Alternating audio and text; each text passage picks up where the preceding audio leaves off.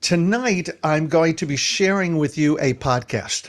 I've done that in the past, but I've never accompanied the podcast with a slideshow.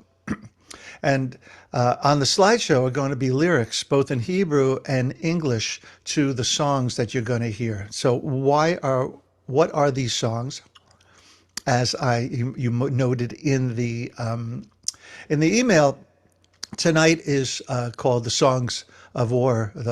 And these songs are going to, not just the songs, but Noah Efron, his explanation of the history of these songs as against the backdrop of Israeli history is fascinating. Let me just show you a little picture of Noah. See, that's Noah. On his right is Linda Gradstein. She was a reporter for NPR, and I forget who the guy to his left is on your right. But he presents this podcast with two other people, but he does most of the talking, and he talks a lot. And that's one warning, which is the beginning of the podcast. You're going to have to tune into the tempo of his voice. And it's going to take maybe at least 4 or 5 minutes before he gets to the first song. And when he gets to the songs, I'm going to be playing the songs so you can hear them, obviously, but as well as screen sharing, like I said, so that you can follow along with the songs. After each song, what he does, and he's not playing the entirety of every song. After each song, what he does is he translates the part of the song that he played. Now, you need to know that the lyrics that I'm going to be showing are slightly different than his translation. And so for those of you for whom Hebrew is decipherable, you're going to notice that. But both translations, and if you can keep up with comparing his translations to the one that I'm going to be showing you, it's quite interesting. But together they'll make total sense for you. This is anything I want to tell you before we start. I don't think so. If at any time there's anything that you, any questions or reflections, I do excitedly want to tell you, hang on, because if you make it to the end tonight, it's going to be well worth it. And you're going to hear the history of Naomi Shemer's song, Lu Yehi, which, if you're familiar with it, sounds exactly like the Beatles' Let It Be. Now, there is a reason for that. It's because she ripped it off.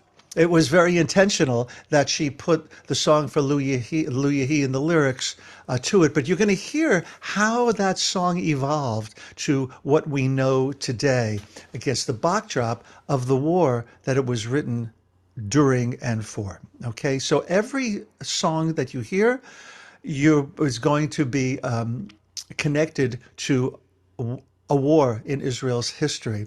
And it won't just be about the wars, but we'll get into some real gut stuff. Alrighty, without further ado, here's Noah Efron. Today. Did you hear him say today? Okay. If it's too loud, you'll have to turn it down from your end, but I wanted to make sure it was loud enough for your ear. You should have found 2 shows in your feed, one short and one long, or one Oh, I didn't shorter. want to start here. Okay, I need to fast forward. Sorry about that. Here we go. Translates to the last war, though on the front of the record, under the Hebrew words, what it says in English is Songs of the Yom Kippur War. Okay, so I got a little too far, but I want to share with you what he's talking about. He buys for himself, with his bar mitzvah money, and I don't know if he said that yet, he buys this album, Hamilchama Ha'achrona, which here is songs of the Yom Kippur War, but that's not what that means. Hamilchama Ha'achrona, God willing, it would have meant the last war. Right? So this is the album, and here's the album cover, and he's going to talk about this right now. I got it at Goodman's Hebrew Bookstore over on University Boulevard in Wheaton, Maryland, and my copy still has a bright pink sticker that reads, Goodman's low price, $4.95. The cover of the record is a sepia photograph of a tight scrum of 26 soldiers, scruffy and dirty, some of them clapping their hands, a couple wearing metal combat helmets fixed with goggles, and in the middle of the group is the singer Yoram Gaon, wearing the Greek fisherman's hat he seemed always to wear back in those days, and standing next to him with a guitar strapped around his shoulders is the composer and musician Dubi Zeltzer.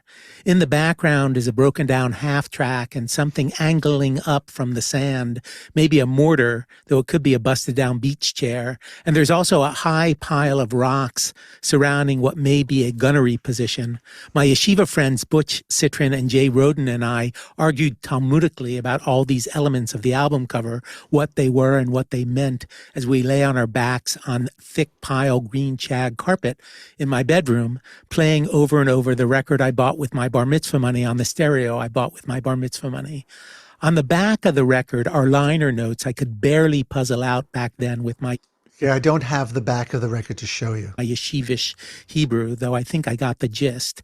They were written by a woman named Ofra Al-Yagon, who wrote for the socialist daily Davar and who had written moving stories throughout the war, one about a woman from the Druze town of Maj el-Shams who lost 3 of her kids in the war, the first one shot by a Syrian sniper while he picked apples in the orchard, and then each of the other 2 children, they were shot dead too, after they picked up on the work their older brother had left undone. This is some of what Ofra Al-Yagon wrote on the back cover of the Songs of the Yom Kippur War record. Quote, "These are songs written in the time of war, when the cannons roared, and not as a metaphor. In the terrible reality of the war, many commonly held ideas went bankrupt. Among them, the well-worn saying, when the cannons roar, the muses fall silent. Now that the war is over, we are allowed to say that during the war, ammunition was running out. And the people of Israel in the land of Zion need the ammunition of songs no less than bombs, because there is no cannon that can hit a song in one's heart. This is our secret weapon." The composers of these songs did not have the luxury of polishing their rhymes or perfecting their sounds. Telma and Rimona and Drora and Yurik and Naomi and Dubi and Chefer and Didi and Kobi and Yair and Zerubbabella, they were soldiers in a battalion not part of the standing army who enlisted themselves and then worked 24 hours a day, 8 days a week. Singers were breathing down their necks, demanding supply for their empty storehouses. And the composers gave up the pretense of being artists and made songs as if on an assembly line. Quick, we're heading down to the canal, or we're going up to the heights, and we need a new song no one's heard, one that will speak to them and about them. The song Isn't this fascinating that that they not only brought their artillery, their ammunition, their guns, etc., into the war, but they brought their music into the war to people. I've never heard any other country where this is the reality. And you're going to learn later on how the hundreds of new songs that have been written since October 7th. songwriters would go down to the front too, to be a war diary. From the letter of a brother, the greetings of a husband or a son, from the stories of the wandering singers shaking with terror, to the Job-like news about friends who had fallen, this is what these songs were woven of, into an unfinished cloth. There was no leisure. In a single day, a song would be written, set to music, arranged, learned, recorded, and already sung in the trench, the bunker, the hospital. On this record, there are 12 songs that were born in the war and did not die in it. They are an addition to our secret weapon, the song in our heart. We will pray that these will be the last songs of war, and that from now on we will be blessed with poets who have beaten their swords into pens and their spears into melodies. And So, Rachel, I suspect that you're going to know a lot of this material. So, especially you, if you have any reflections that you want to share to us during the evening, please unmute yourself. Is there anything right now that you'd like to add? Hold on, let me unmute you. Go ahead. I know all this. In '67, I was in Miluim, which what do you say, Miluim? How you say Miluim? Reserves. Reserve. And was there for a month and a half. I don't know why they needed me, but I was there. Mhm. But this is all the songs at that time. Really, they was very important. They were very important. We all sung it all the time, and Yeah. it was a good war because it was done fast. It's not like this war. Right. It's Right. just so. Yeah. Thank you. So if there, any time you just raise your hand or virtually or for real, then I'll find you. I Okay. bought Let's my continue. copy. I bought my copy at the Corvettes department store in Schenectady. I don't remember how much it cost, but So you have this album. well, I did. I had to downsize at a certain point. I wish I had kept it because then I could show you the back. I had a lot of albums. I was that was one of my hobbies to find Israeli music way, way back. It was a little hard, but I did. Yeah, yeah, yeah. Okay, let's continue. Ellen, welcome. You make a minion. Quote. The Telma, Rimona, Drora, Yurik, Naomi, Dubi, Hefer, Didi, Kobi, Yair, and Zerubbabella that Ofra Al-Yagon wrote about were, in the event, her own daughter Telma Al-Yagon and Rimona Dinor, Drora Chavkin, Yurik ben David, Naomi Shemer, Dubi Zeltzer, Chaim Hefer, Didi Manusi, Kobi Oshrat, and Yair Miller. These were lyricists, great lyricists, and in 1973, when a singer was in need of a song to sing, what she or he did was to go to a professional lyricist and to a professional composer, and together they would make a song. And there was something industrial about this, as if on an assembly line, like Ofra Al-Yagon wrote. It had pretty much always been that way with Zemer Ivri, the Hebrew songs that were sung in Palestine before the state, and for most of the first 3 decades after Israel came into being. Scholars of the thing have written that these songs were, quote, the creation of composers who looked for a means of tonal organization that would reflect the people's attachment to the land, end quote. Scholars have written, too, that these songs were something, quote, created within the framework of the Zionist establishment with a purpose, bringing citizens, especially immigrants, and all the more so recent immigrants, into Israeli culture and into Israeli society and into Israeli life, and bringing Israeli culture into the immigrants, and in so doing, making an us out of a them. Isn't that beautiful? It's the power of music, right? To create a people and to influence new arrivals in the land. So I figured everybody knows the music, and of course, Rukudei Am, I would think would have been part of that. The folk dances that everyone knew and created together. And you can feel this in, say, the popular songs of the War of Independence in 1948, like Bab El Wad, and maybe most of all in Ha'amini Yom Yavo, both of which songs were sung by Yafa Yarkoni. She became known as Zameret HaMilchamot, the singer or maybe the chanteuse of the wars. Here is Ha'amini Yom Yavo with words by lyricist Raphael Klatchkin, set to music by Menashe Baharav.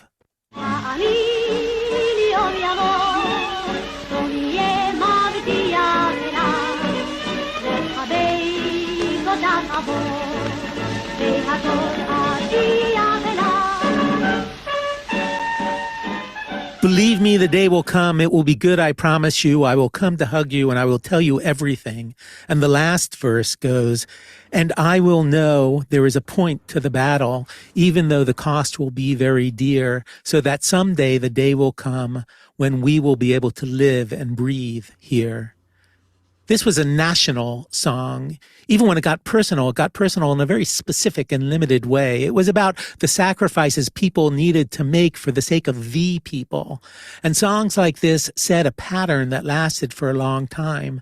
The most popular songs in the country in the 1950s and 60s were songs of the dozens of army performing troops.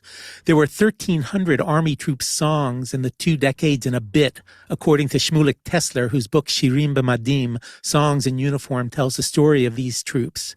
And most of these 1,300 songs were put out on record albums, and these albums were the most beloved records in Israel through the 1950s and 60s. There were hundreds of them, and they were the soundtrack of the country, and the music of the songs was mostly written by musicians who got their training when they were young and still in Europe, and the words of the songs were mostly written by a couple of dozen poet-lyricists like Chaim Hefer, Yoram Tarlev, Yechiel Mohar, Dan Almagor, Ehud Manor, and Yaakov Rotblit. And as a programming director at the Voice of Israel Kol Yisrael government radio station named Dudu Barak, himself a poet and lyricist, once said, these songs, quote, are songs of glorification, a kind of heroism, a feeling of elevation and height that stems from standing before a flag and a symbol. They are songs that make one rejoice. They are easy to sing and to feel part of when many people are singing. They connect you to everyone else and have something collective about them. They are songs that unite the people, end quote. And this was true of You have to wonder whether we have any songs like that, an entire nation. Now, of course, Israel is a much smaller nation. I wouldn't consider Woody Guthrie to be counted among, but that kind of song might be the closest to that. Rachel, has he mentioned any names of songwriters that you didn't know? Or do you I know every one of them. everyone? Okay. Every single one. That's really fascinating. And of course, I was hoping you would say that. Okay, continuing. Hi, Gail, welcome. Most songs in normal times in the first decades of the state, and it was especially true of the songs of Israel's war. In the Sinai campaign of 1956, Yechiel Mohar and Moshe Vilensky wrote the song Mul Har Sinai that saw in Israel's conquering of the Sinai echoes of biblical greatness.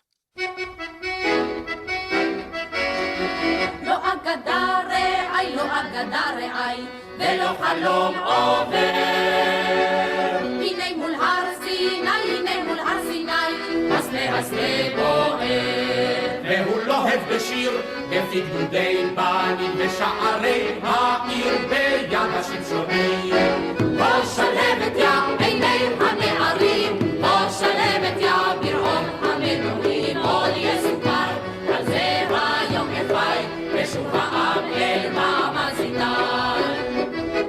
It is not a fable, my friend. It is not a fleeting dream. Here in front of Mount Sinai, the bush is burning, and it is flashing in the song in the mouths of the boys' regiments, and the gates of the city in the hands of the Samsons. Oh, the flame of God is in the eyes of the young people. Oh, the flame of God is in the roar of the engines. The story of this day will be told, my brothers, of the nation's return to Mount Sinai. And so fascinating. I thought when I heard this, because a lot of these songs are new to me, is Yo Shalhevet Yah. That God's name that he uses here is Yah, as opposed to, I have to wonder about the choice of Yah over any other. I suspect that these are. Secular writers, but certainly who are sensitive to using, God's the Adonai or other names of God. I don't know, Rachel. Any thoughts on that? No, I think that's exactly what it is. The 56 war. I know I lost my cousin, and 48 I lost my brother. 56, I lost my cousin. 67 was another story. But all these songs, I mean, it's really it's right there. It's we went there. They went there. They never were there, but after the war, they did go there. They went to Sinai and all these places. So yeah. So my question most very emotional. My question most yeah, Scott. I think it's definitely from Tanakh. It might be from Shir HaShirim, Shalhevet Yah. Oh, is that right? Okay. That makes sense. They take a lot of stuff out of the Bible. Even the Right. secular people use that in their song. I don't know that. Yeah. Well, you can quickly Google that, Scott, for us. Let's continue. I just did. I don't know it all. All right. Yeah, I don't know. in the nervous 3 weeks before the Six-Day War, what's known as Tkufat HaHamtana, the waiting period, during which Gamal Abdel Nasser, Egypt's president, announced, quote, "Our basic objective will be to destroy Israel," end quote. And Hafez el-Assad, then still Syria's defense minister, said, quote, "The time has come to enter into a battle of annihilation," end quote. And Abdul Rahman Arif, president of Iraq, said, quote, "The existence of Israel is an error that must be rectified. died. This is an opportunity to wipe out the ignominy that has been with us since 1948, end quote. All you can do is shake your head, right? How much? What's this? 70? It's this 60 years later, and Hafez al-Assad, he is the father of the president now. Al-Assad is the president of Syria, and he is his son. That's his father that he was talking about. no kid, I didn't know that. Thank you, thank you. And many people in Israel and all around the world believed these leaders might just do what they said. In these tense weeks, a blustery whistling in the dark song called Nasser is Waiting for Rabin was played over and over on the radio. It went, Nasser is waiting for Rabin, ay, ay, ay, let him wait and not move, ay, ay, ay, because he will come, ay, ay, ay. נאצר מחכה לרבין, איי, איי, איי. נאצר מחכה לרבין, איי, איי, איי. שיחכה ולא יזוז, איי, איי, איי. כי נבוא 100%, איי, איי, איי. The song was by Chaim Hefer, and it had a bravado that, after Israel's great success on the battlefield wiped away the worry that came before the war, there were songs of celebration like Sharm el-Sheikh about reconquering Sinai once again. All right, before we get to Sharm el-Sheikh, the music itself to that song is kind of like sticking out your, going like this, or sticking out your tongue. Exactly what it is. Right? By the way, Rachel, I created this evening for you, and everybody else came to keep us company. So you. now they're getting to Sharm el-Sheikh, and I think he's going to explain what that's about.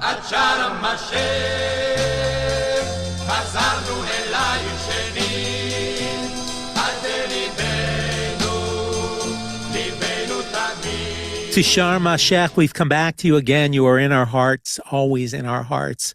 And of course, there was Yerushalayim Shel Zahav, Jerusalem of Gold, which Naomi Shemer wrote just before the war. Though after it was over, she quickly added a new verse about coming back to the old city after 20 years when Jews couldn't go there.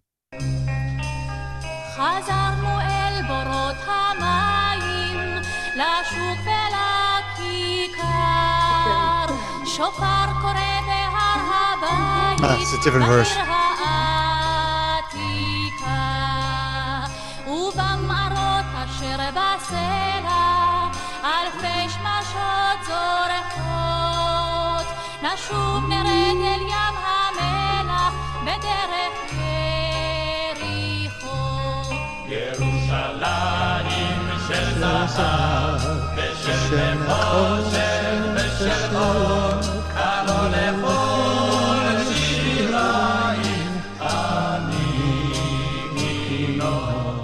The songs of the Six-Day War. Okay, I want to interrupt there too, to share with you that I used to be a member of a folk music trio led by Robin Helsner. Some of you know Robin's music. She is just a magnificent interpreter of Jewish music, and she would perform sometimes Yerushalayim Shel Zahav, and she would sing the verses until the last verse. And then she would keep playing and explain that the song was written before the war, and that after the war, when Israel had taken the old city, entire old city, and of course at the wall, she sang this at a concert in front of the wall. And she introduced I'm getting goosebumps just thinking about it. She introduced the last verse, and it begins with the word chazarnu, we have returned. And I'm getting goosebumps telling you the story because I would get goosebumps every time Robin would tell the story. And she added that people started screaming, with this new verse that no one had heard before. Continuing. Or they were, I guess, the height of bluster and of pride, in which we, the people listening to the songs, singing the songs, we were meant to see ourselves as the instruments of the great national events happening around us, as the violins for their songs, as players in an historical drama much bigger than us and our lives.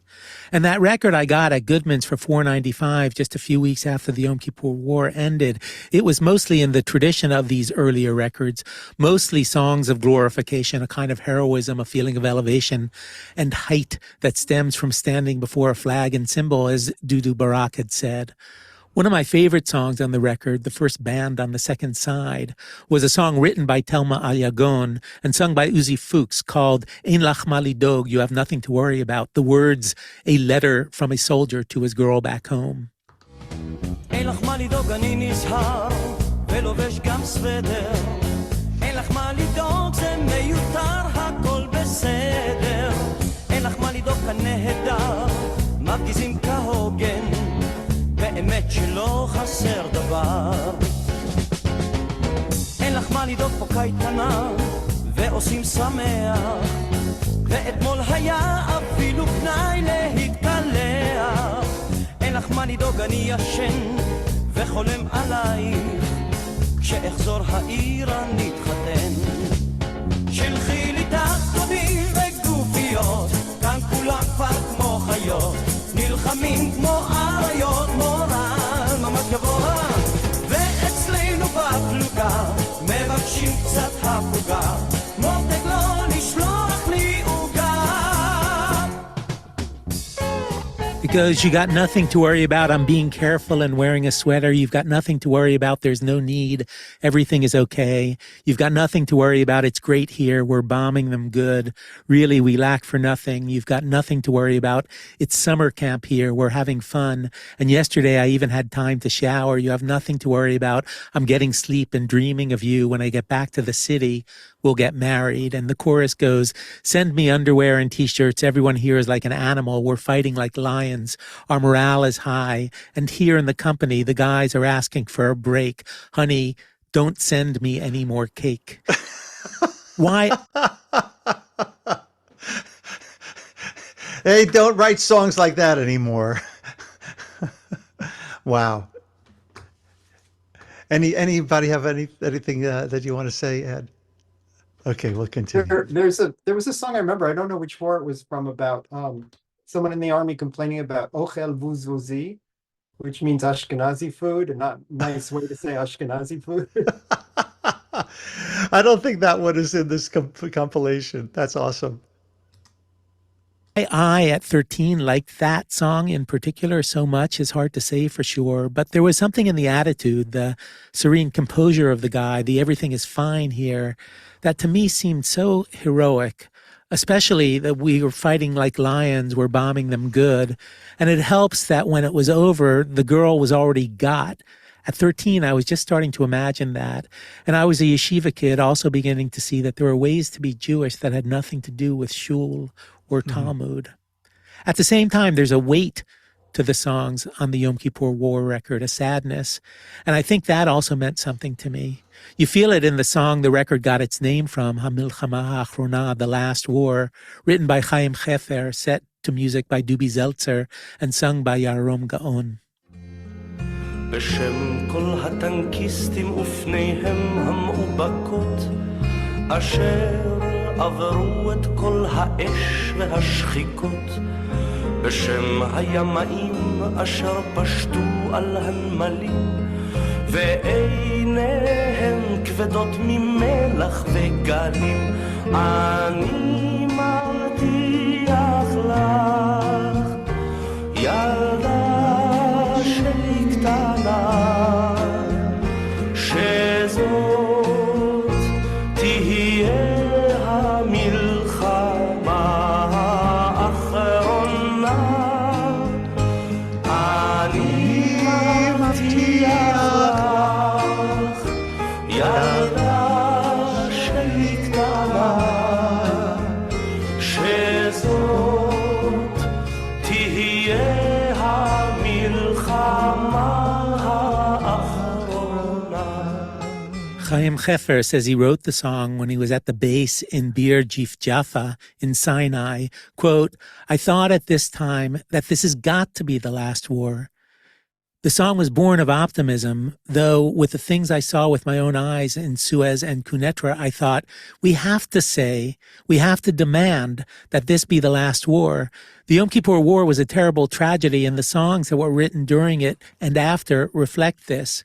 There was no place then for happy, proud songs, and that's the place from which this song was written, end quote. And that is the story, most of all, of the second song on the record, Lu Yehi, sung by Chava Alberstein. עוד יש מפרש לבן באופק מול ענן שחור כבד, כל שנבקש לו יהי. ואם בחלונות הערב אור נרות החג רועד, כל שנבקש לו יהי. לו יהי, לו יהי, אנא לו יהי, כל שנבקש לו יהי. לו יהי, לו יהי, אנא לו יהי, כל שנבקש לו יהי. The song starts, there is still a white sail on the horizon in front of a heavy black cloud. All we ask is let it be. And if in the windows this evening the light of the holiday candles flickers, all we ask is let it be, let it be, let it be, let it be. All that we ask is let it be. The song is by Naomi Shemer, words and music. And by the time I got the record, the story behind it was famous enough that I already knew it. I must have heard it at school. How in the summer of 1973, Naomi Shemer had written Hebrew words to Let It Be, the Beatles song. Not a translation really, but words that captured the melancholy of the song. And then after the war started, Chava Alberstein phoned up Naomi Shemer, saying, I have to do a concert for the wives of the pilots. I need a song. And Naomi Shemer said, come over. And when she did, she played Chava Alberstein her song to the tune that Paul McCartney wrote, though the words kept changing ever since the war started. Now there was almost no trace of the original lyrics. And as Naomi Shemer was singing at the piano to Chava Alberstein, Naomi Shemer's husband, Mordechai Horowitz, came home from the army just for a bit. And he heard the song and he said, you can't waste those beautiful words on some foreigner's tune. Quote, this is a Jewish war. Write a Jewish melody, end quote. That afternoon, the television called and asked Shemer to come that night to be on a show called Mifgash Omanim, a meeting of artists, singers and poets and actors then performing for the war effort on TV. And as Naomi Shemer later remembered it, quote, on the way to the studios in the taxicab, I changed the tune. And like in the new words, in the new melody, was the grief and heartache of the war, end quote. This is what the song sounded like that night on television. אם המבשר ניצב בדלת, תן מילה טובה בפיו, כל שנבקש לו יהי. אם נפשך למות שואלת מפריחה ומאסיף, כל שנבקש לו יהי. לו יהי, לו יהי, לו יהי, כל שנבקש לו יהי.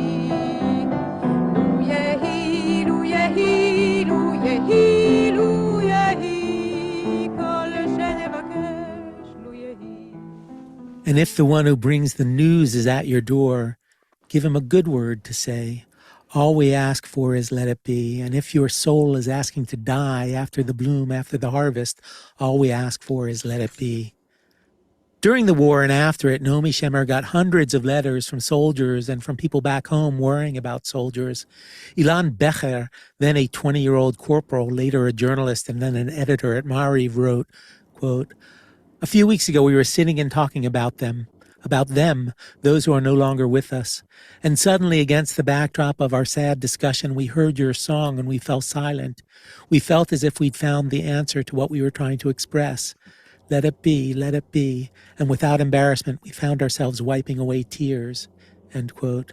In December, Naomi Shemer got a letter that began with the chorus of her own song, set out as an epigram, and then the letter went on, quote, "Those words and all the rest of the wonderful words from your song have been humming in my mind for 5 weeks, during which we knew nothing about our son, David. These words helped me get through the hardest thing I've ever known, the uncertainty, until we got word that the boy had been located in captivity in Egypt. Those words drove from my mind the nightmares that haunted me in those weeks. Your song was a sort of prayer for me, a sort of prayer that offers help to a believer and calms him down.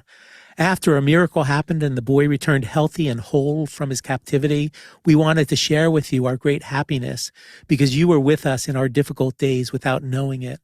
Thank you from all our hearts," end quote. And the letter is signed Senesh family. It was written by Giora Senesh, whose sister Hannah Senesh died after being captured by the Nazis when she parachuted behind German lines in World War II with the aim of rescuing Romanian Jews before they were sent to Auschwitz.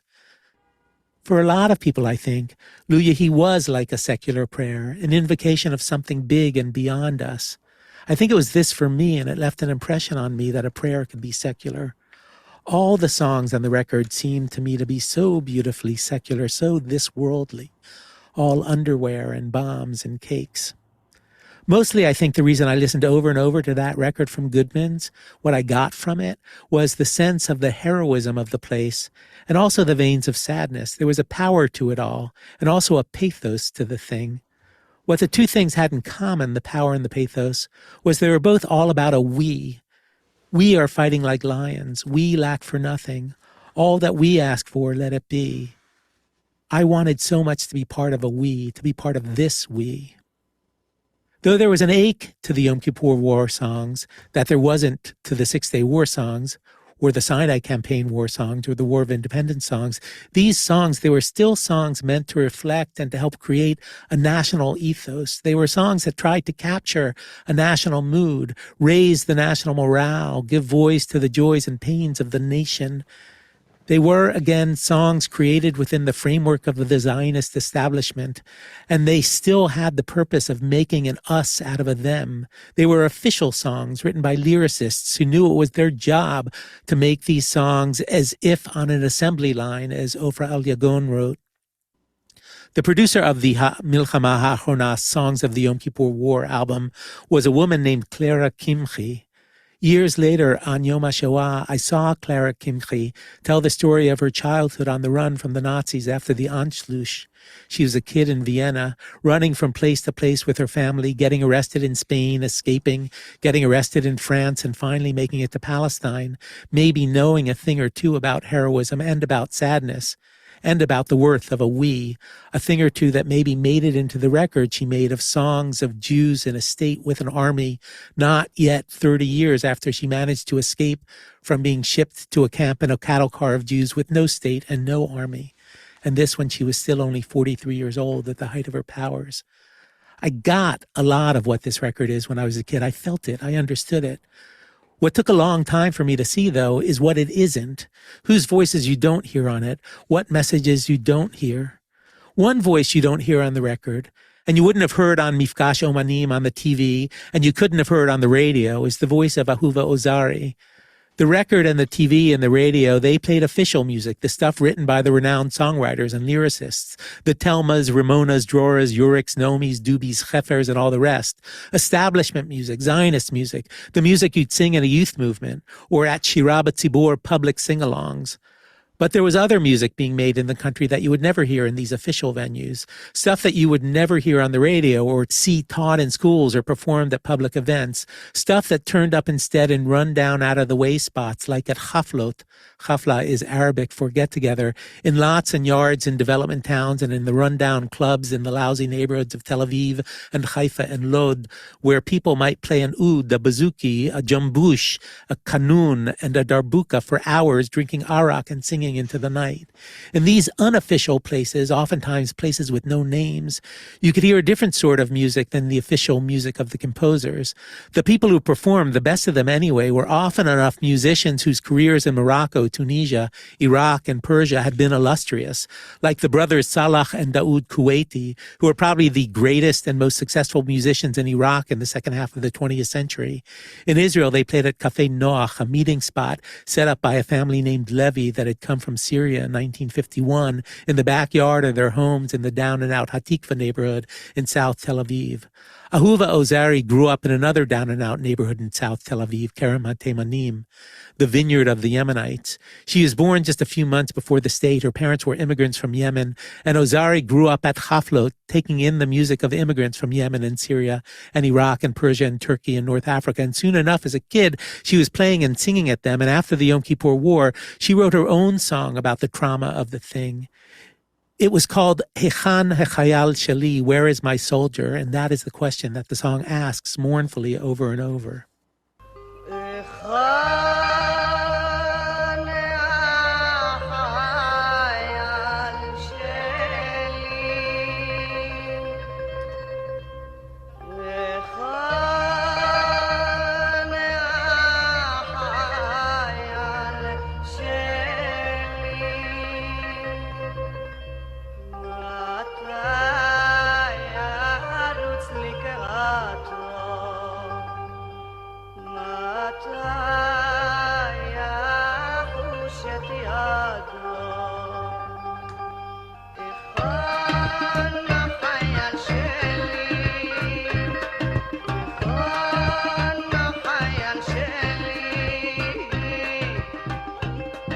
The soldier in the song was Ozari's neighbor, a boy named Adi Sorek, who went off to the Yom Kippur War and never came back.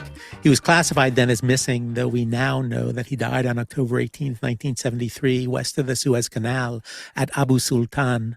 Ahuva Ozari said she wrote the song after she went to visit Adi Sorek's house during the war and found his mother, Chaya Zviv, sobbing, "Where is my soldier? Where is my soldier? He has stopped sending me letters." Ozari's song doesn't sound like any of the songs on the record, Hamilchama Achrona, songs of the Yom Kippur War. It does not sound like anything you would have heard on the radio or seen on the TV or on any reputable stage. It does not sound heroic. No one is fighting like a lion. No one is conquering a port. No one is getting married in the city. It is not polished. It is not uplifting. It bucks up no spirit.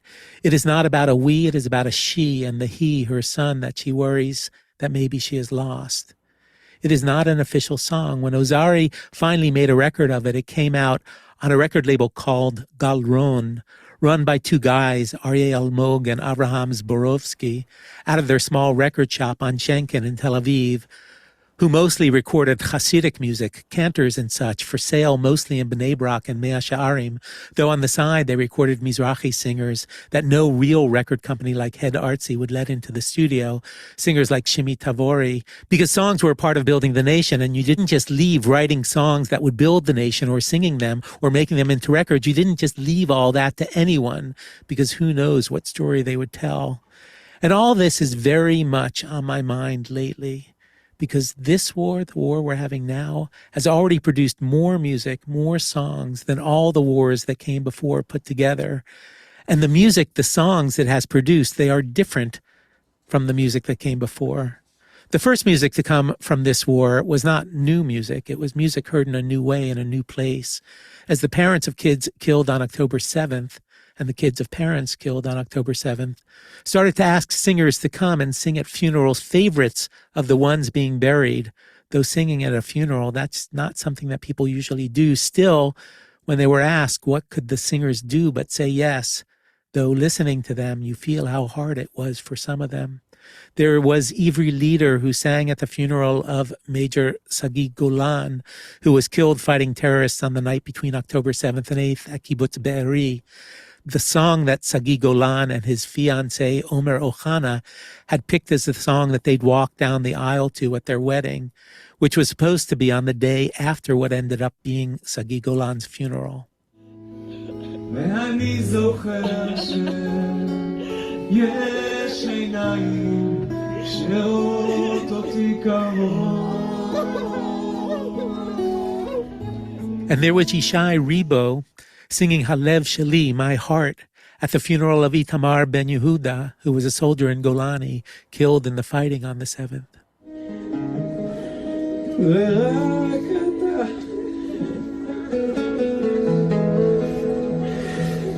מזכך את החור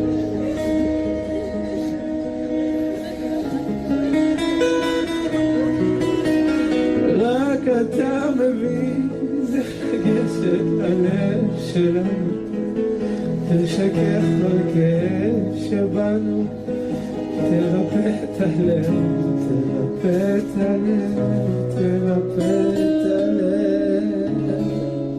And there was Shai Tzabari singing in front of the 5 boxes covered with 5 flags, the boxes containing the Kutz family who were killed together at Kfar Aza on the 7th.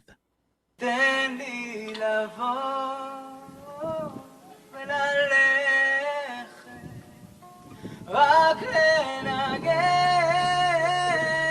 אהבה רק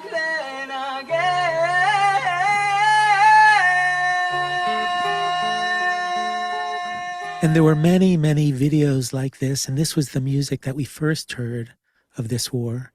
And then other songs started to come out. Some of them just a person and a guitar on Facebook or TikTok, like this one that I played on the podcast a few weeks ago by Doron Talmon of Jane Bordeaux. נזכור את הפרחים, כל מי שנקטפו. יפה תואר אמיצים, בדגל נטפו. ומי שעוד לא שב, נהיה לו מגדלו.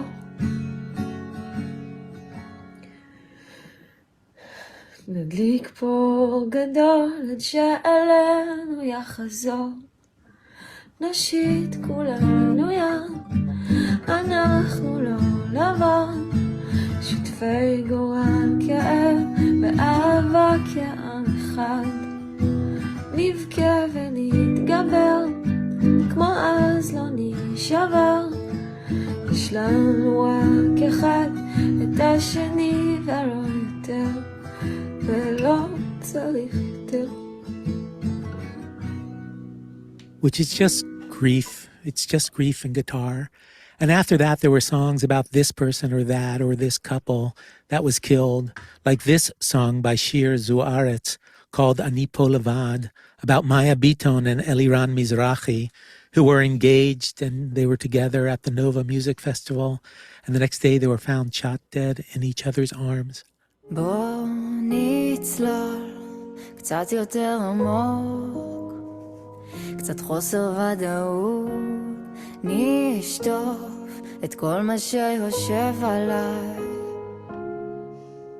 עכשיו הכל חשוך ולא רואים ממטר, תחזיק אותי תגיד לי שיהיה בסדר, אין לי דבר, תעיר לי שאוכל לחזור, כי אני פה לבד. אל תבקש סליחה, תגיד לי שהכל יסתדר, ימים עוברים ליד, תן לי לראות אותך, כי גם השמש לא עוזרת.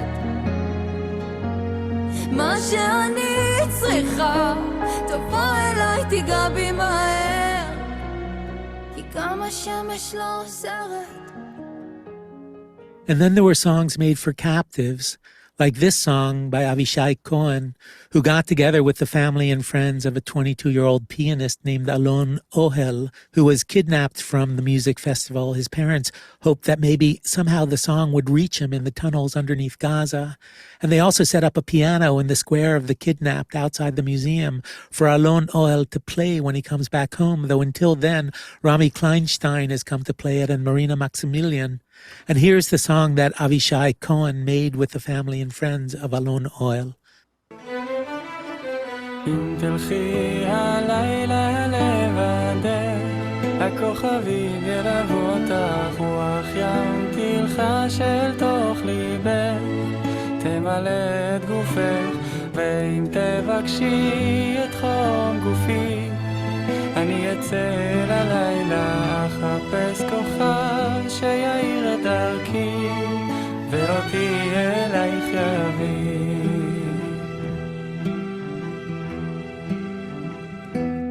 שובו אליי, שובו אלינו, בשבילכם, בשבילנו, שובו אליי, שובו אלינו, בשבילכם, בשבילנו. And there are other songs, each written for one person or another who died, or one or another person who was dragged off into Gaza. And alongside these are dozens and dozens and dozens of songs, not for this or that person, but for all of us. And some of these songs are maybe something like the old national songs on the Songs of the Yom Kippur War record that I got with my bar mitzvah money. There's a song by Naomi Shemer's boy, Ariel Horowitz, that goes, I believe with total faith in the laughter of the children on the grass that's going to grow. I believed this once and I will believe it forever. And when a storm comes and my home shudders, the old tune comes back to me, which is the reason it's still here. אני מאמין באמונה שלמה בצחוק הילדים על הדשא שיצמח כאן היה עבר פה יהיה עתיד האמנתי פעם אני אאמין תמיד וכשסופה עוברת וביתי רועד חוזר אליי ניגון ישן שבזכותו הוא עוד עומד. But even with the songs that sound like the old national songs, listen close and you'll hear that they're not really the old national songs. Like when Lior Miara did this old Shlomo Artzi song, Titaru Lachem.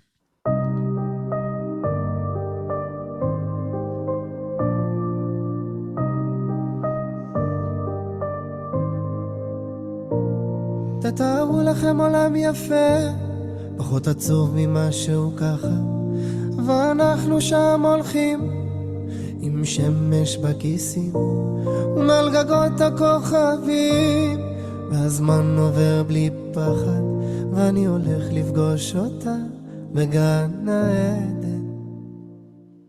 Imagine a world that is less sad than this one is, and we there walking with sun in our pockets over the rooftops, the clouds and the time pass without fear, and I'm going to meet you in paradise. Which words sound somewhat different with Miara's Silsul, his trill. It's a different sort of song that brings us different sort of solace. The 12 bands on the record that I bought at Goodman's, what they tried to do was create a kind of unity. These are our songs which tell our story. And these are the songs that we will teach to our kids and that we will sing at our evening of songs and we will listen to on the Voice of Israel radio and we will show on Israel's One television channel. But the many, many, many songs of this war, when I started working on the show, there were a couple of dozen and then there were 50. And each day there are more, easily over 100. And they do not have a single voice. They do not seek to create a unity.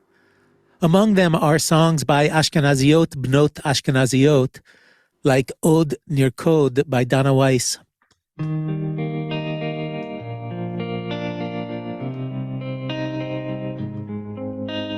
כמה לילות לא ישנתי, כי חלמתי שאתה חוזר אליי. ימים לא שמעתי אותך.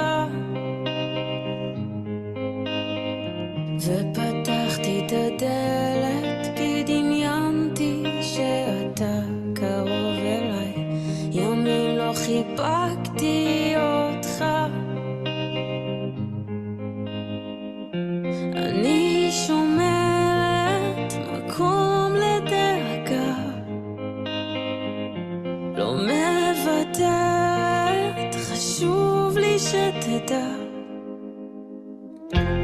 יש בי תקווה לילד השמח שאתה אני מחכה עוד נרקוד שעות ריקוד שעות And alongside those are songs by Sfaradiot, Bnot Sfaradiot, like Melachim by Eden Ben Zaken.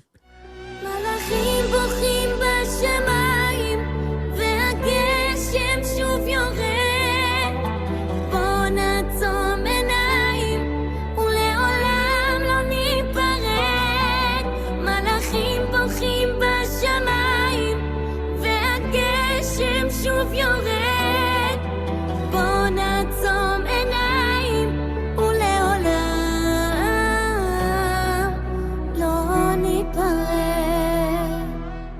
And there are songs by leftists like Yael Deckelbaum, a leader of Women Wage Peace alongside Vivian Silver, may her memory be her blessing.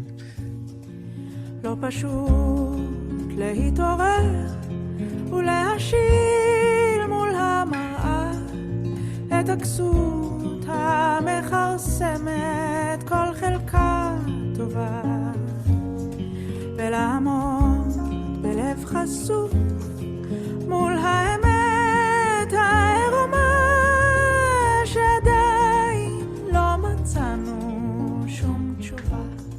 That song goes, it's not easy to wake up and take off in front of the mirror the garment that is destroying everything good and to stand with an exposed heart before the naked truth that we haven't yet found any answer.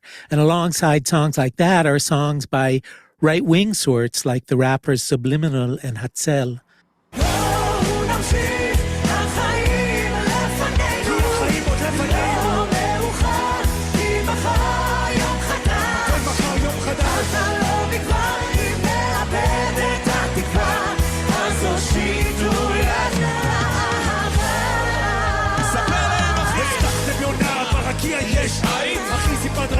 זה לא עלה של זית, חיים בחלום, כולם מדברים על שלום, אבל יורים מושכים עושים שורפים את ההדק בעולם של פיגועים, אנשים תמימים עוד מדברים, חיים באשליית הצדק, הם מרחיבים בעם את הסדק.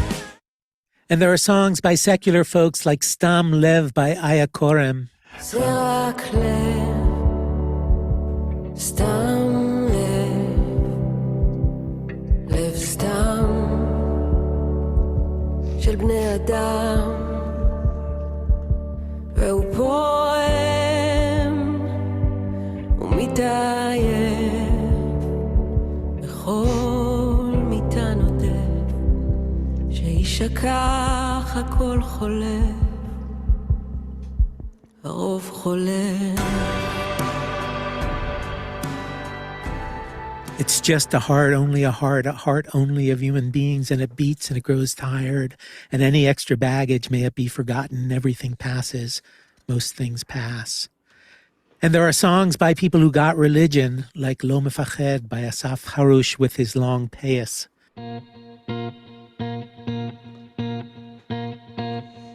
ולפעמים אנחנו שוכחים מאיפה באנו ולאן הולכים בשם ההשקפות, האמונות, הסיסמאות חילקנו את עצמנו לאלף מחנות הפנינו גב, קישינו עורף מהחזית ועד לעורף לא נשאר סימן אחד קטן שהלכנו במדבר ורוממנו מכל המעבר.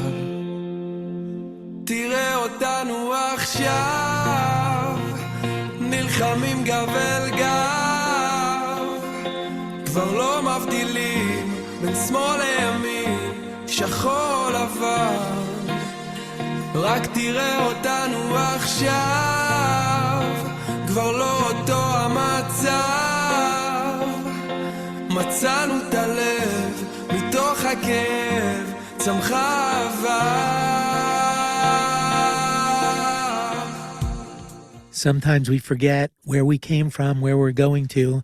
Because of our worldviews, our beliefs, slogans, we split ourselves into 1,000 camps. We turned our back. We stiffened our neck from the front lines to the home front. There's not a single sign that we wandered through the desert and were raised up above all the others. But look at us now. We're fighting back to back, not making distinctions left from right, black from white. Look at us now. It's not like it was. We found our heart. From the depth of the pain, love came. And there are songs by Haredi singers like Moshe Peled. של ילדי לצידי בוא וספר לי את פחדיך יודע שמרגיש כמו מבול מתקרב והכל רועד על השולחן ועכשיו מה נשאר לנו מה נותר לנו אם לא אני ואתה ובסוף זה יאיר בנו ירפא אותנו גם בחשיכה הרמות הגעגועים ילדים עכשיו רצים במלחמה עוד אכתוב עלינו שיר And there are songs by queer folks like here Sarit Haddad singing in a duet with Eden Chasson, Anachnu Ze Goral. עוד נמשיך להניף את הדגל, ננצח עם הלב את השכל, יש סיבה שאנו כאן, כולנו ילדים של מלך העולם. And I could go on, more still than even I already have. And you would see how the music of this war is hip-hop and it's pop and it's electronica and it's indie and it's folk and it's Turkish and it's Moroccan and it's Yemeni and Tunisian and Hasidic. And you would see how mostly the categories I've been using, the ideal types, religious and secular, queer and straight, left and right, black and white, they are hardly useful to describe the music of this war or the people who make it, who cross over and who defy and who combine these identities in such surprising ways. What category do we have for Netta Barzilai? אשמור לי למשמרת את אהבתי, אוי נערי מתי תשובה אל ביתי, אשמור לי למשמרת את אהבתי, אוי נערי מתי תשובה אל ביתי. And what category do we have for Nunu? רק תן לי יד כשתצליח, רק תן לי יד כשתוכל, רק תן לי יד ונגיע, כשהשמש שוב תזרח, כשהשמש שוב תזרח.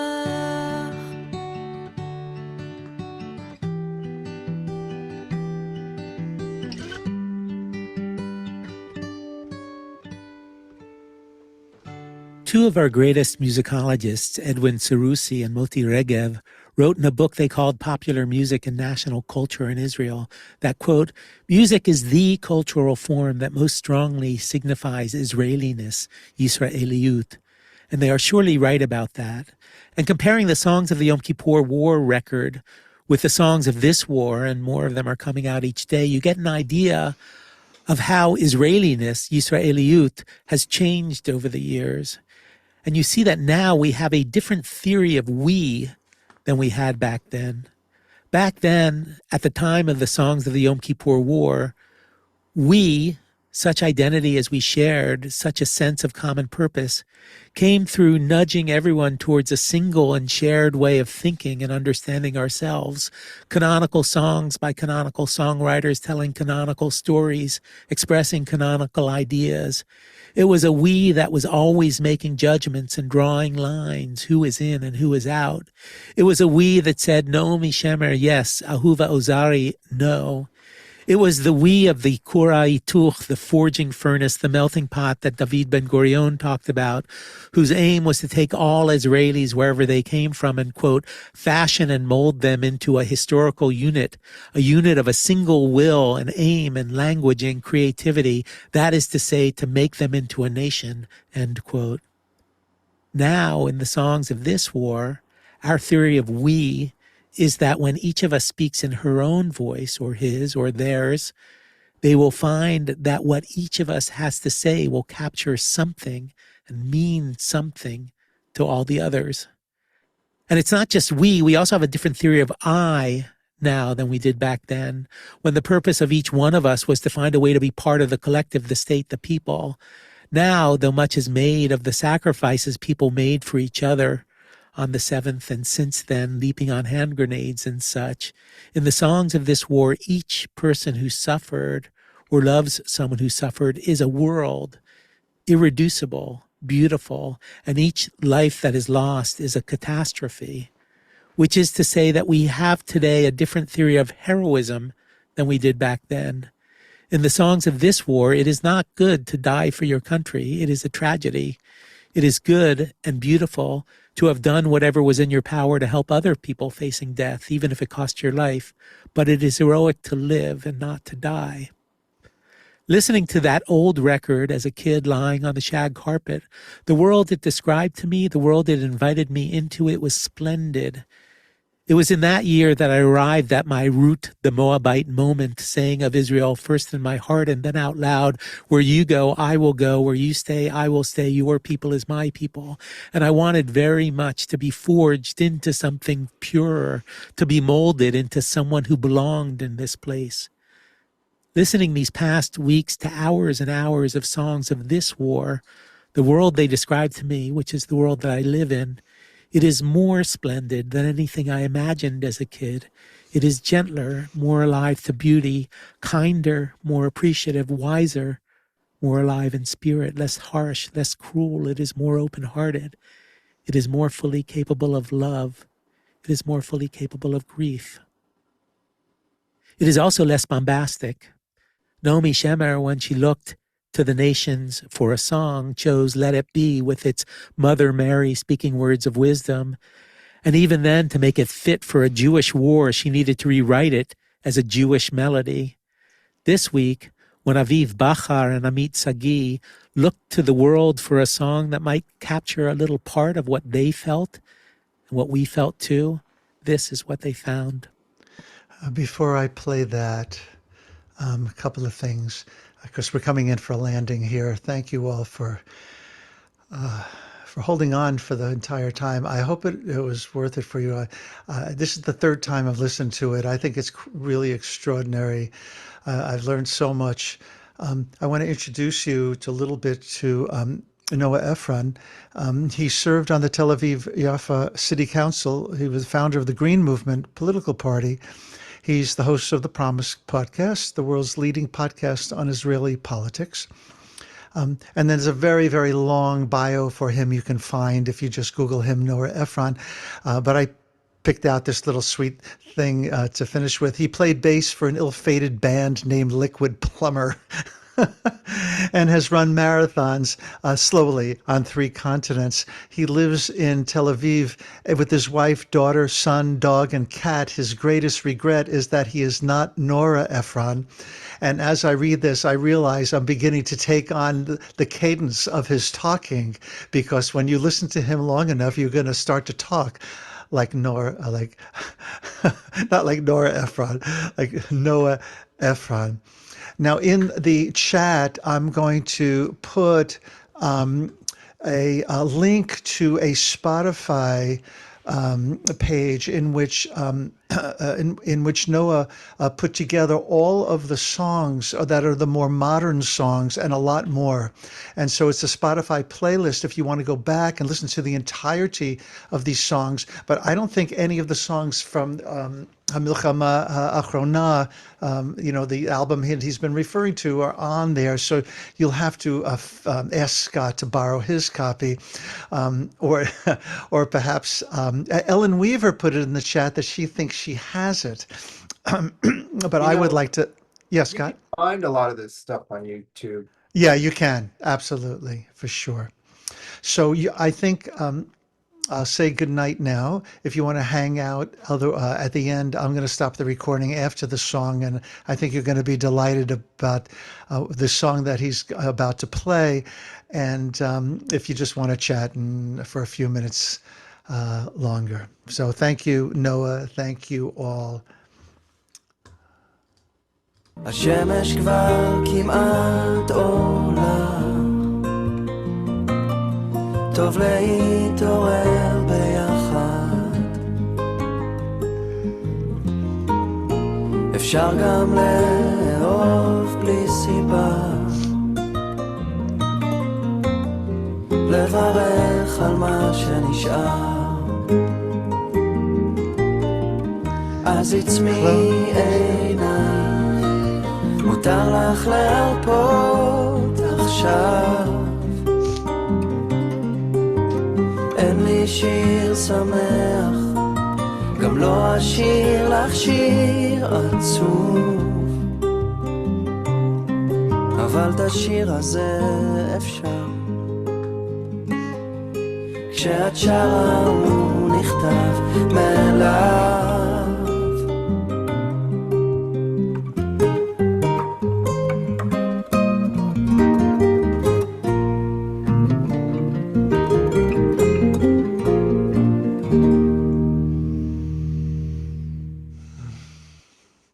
And pretty soon we can close our eyes. Thank you, everyone.